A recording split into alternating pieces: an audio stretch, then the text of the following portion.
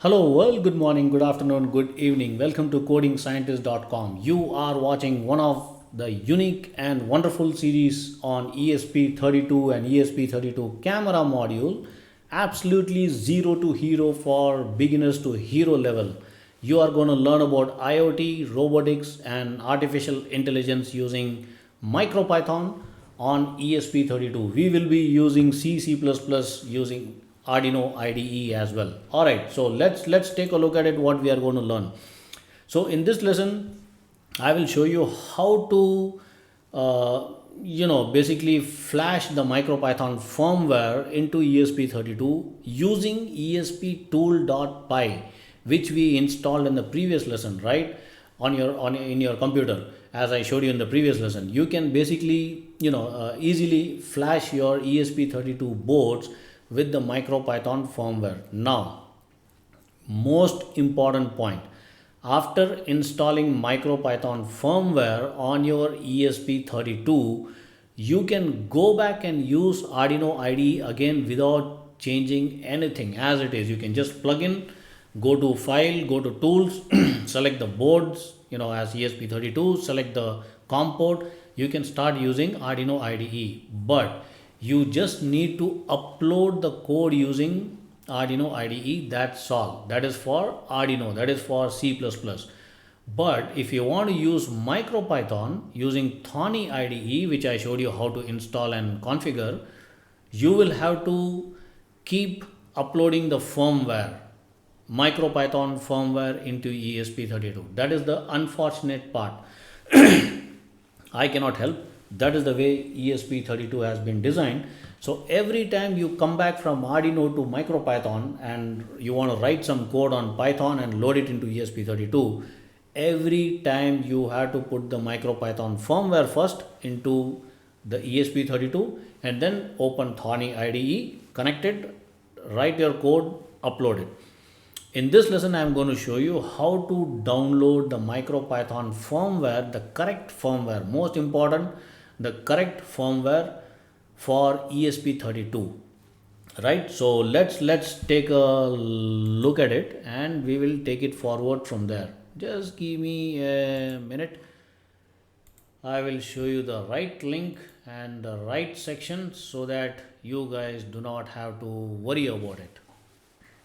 All right. So open up the browser. Open up the browser. Oops, I hope I'm sharing my screen. All right, open up the browser. And here you need to type micropython.org and you can see .org / it is download ESP32. It should show download ESP32. Can you see micropython.org / download ESP32, right? Go to this exact URL. Now scroll it to the bottom. You can see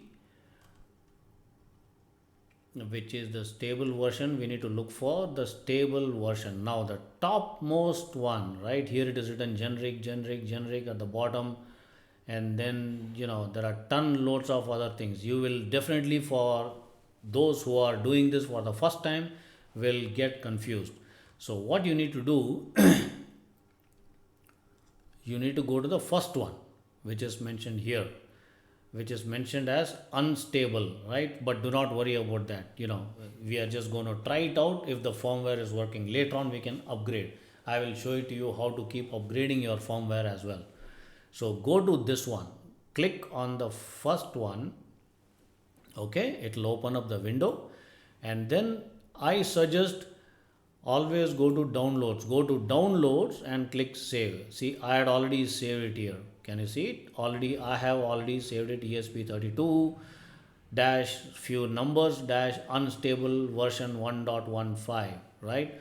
So go ahead and save it in download section only. Of course, you can save it on desktop and kind of thing, but The next step what we are going to follow is write some terminal command, so it might get confused where you stored and kind of thing. Better to safer side, save it on the downloads.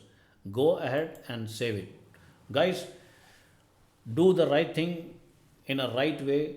That is why this particular series is Zero to Hero. So go to this section, go to the first one, the top one, the first one, click on that. Okay, it's going to show you like this. Go to downloads and click save. It's going to save as a bin file. Can you see it automatically picks up a bin file? Okay, go ahead and do that. And I'll be back soon in the next video how to set up this particular download what we have done right now in this lesson, and we will take it forward from there. Goodbye.